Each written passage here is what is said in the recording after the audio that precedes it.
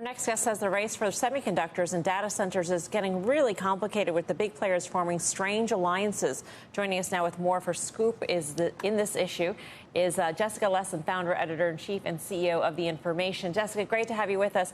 We already see sort of the strange lineups that are happening right now, particularly, in this most recent story with Microsoft turning down the observer role in OpenAI and Apple having that same sort of situation. But specifically, you're talking about Oracle chips and Microsoft. I mean, can you explain what sort of strange alliances are going on and how long you think they will go on for before just this competitive nature really kicks in and said, them saying, we can't do this anymore? Absolutely. The land grab here is really for the tens and hundred, maybe billion dollars of compute power to power AI.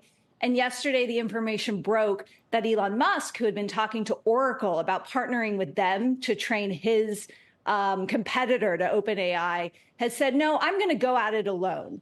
And actually, the talks broke down over disagreements over how fast a supercomputer could be. So that shows you kind of where we are in this AI race.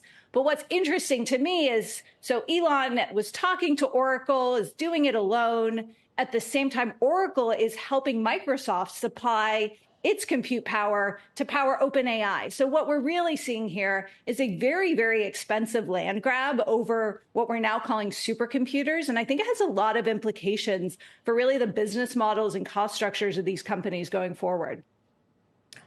I mean, it's strange to think that if Oracle's was going to build that for xAI and it's building it for Microsoft, what this means in terms of, it being hired to build data centers across the industry. So everybody's going to be running on an Oracle data center. I mean, when you think out about the implication, it just seems like they're going to have certain players will end up having a monopoly because everybody's in this land grab and they're just getting the equipment and the data center they need as quickly as possible. Well, clearly, NVIDIA also benefits because they're supplying, they're the picks and shovels. But yes, no, and Microsoft still has an incredible amount of power itself. But to supply what it needs for OpenAI, plus all its other customers, it sort of needs the spillover from Oracle. So, I think it's early, Melissa. I think it's very early in figuring this out. At the same time, these data centers need to be built years, even further in advance, which is why we're seeing these alliances be struck. And I think it's really interesting to see, once again, Elon kind of try and go at it alone here. It is a sign to me, too, that his ambitions for xAI, the product is called Grok, the chatbot, are perhaps bigger than even we realize. And obviously, a player like Elon coming into this AI race, which so far has been Microsoft, OpenAI, Google, a little bit of Anthropic. I think it's also a sign that he's really, really serious and that he wants to be a player in this as well. We must have our own hands on the steering wheel rather than be the backseat driver. I mean, he thinks the race is that fierce at this point. I mean, how do you think about what Grok could be and what his sort of grand plans might be?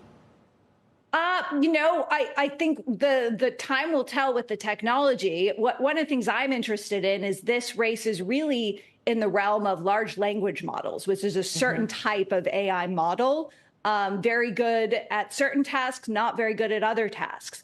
So personally, I'm very interested in seeing sort of next generation models that can go beyond LLMs. I think there's still a ton of runway within the LLM world, and that's the fight Elon's getting into. Of course, his model, he says, will censor less than the other models. So there's certainly a free speech thread he's pursuing, much like X itself. But it's very early to say. We are still in the land grab for compute power. We're in the land grab for talent. AI engineers are really the cream of the crop in terms of talent these days. And it's exciting to watch. And I think the future is unclear.